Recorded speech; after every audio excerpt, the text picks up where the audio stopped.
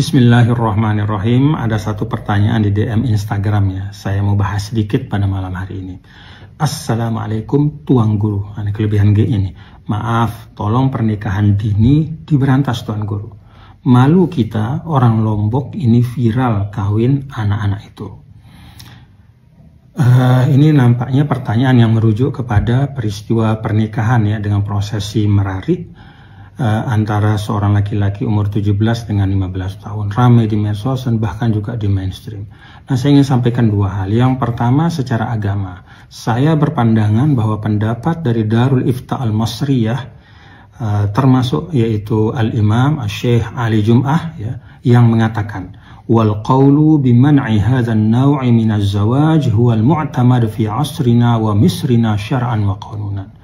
Jadi pendapat yang mengatakan tidak boleh ada pernikahan di bawah umur ya, itulah pendapat yang kuat pada masa kita sekarang, baik secara syar'i maupun secara undang-undang.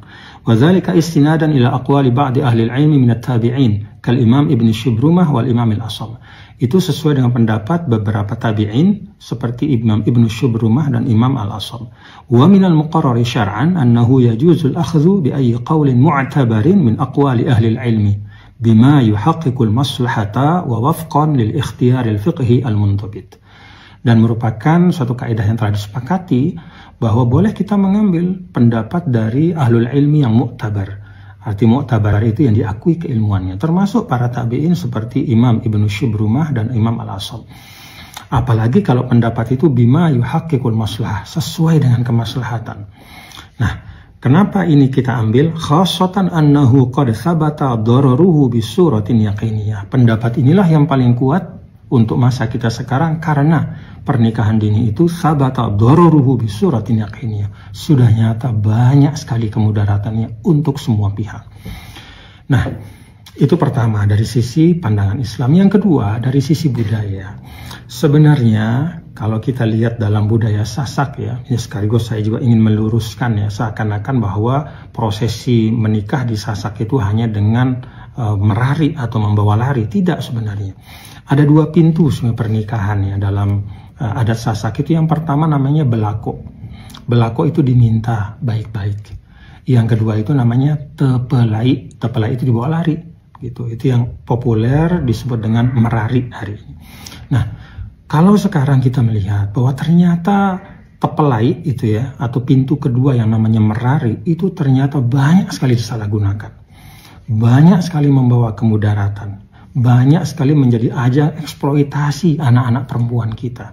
Banyak anak-anak perempuan kita yang putus sekolah, kemudian juga akhirnya mendapatkan sanksi sosial, bahkan juga sering menciptakan konflik antara keluarga laki-laki dan perempuan sendiri. Nah, karena demikian banyak kemudaratan ini, maka menurut saya sudah saatnya kita sebagai warga Lombok ya, sebagai tokoh agama, tokoh adat, tokoh budaya, kita sama-sama menyampaikan, kita sama-sama menyatakan bahwa mulai sekarang pintu kedua yang namanya tepelai itu tertutup. Kita tutup bersama-sama. Pintu yang terbuka itu cuma satu, yaitu belako, minta baik-baik. Apalagi kita sudah lihat ya bahwa misalnya kalau laki-laki dari Lombok menikah dengan perempuan dari luar Lombok, tidak ada merari.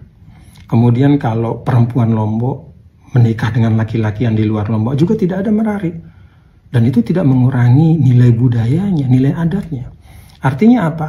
Merari atau tepelai itu hanya instrumen, ya, bukan sesuatu yang pokok. Karena itu, kalau instrumen ini nyata memudaratkan, saatnya kita katakan udah nggak boleh.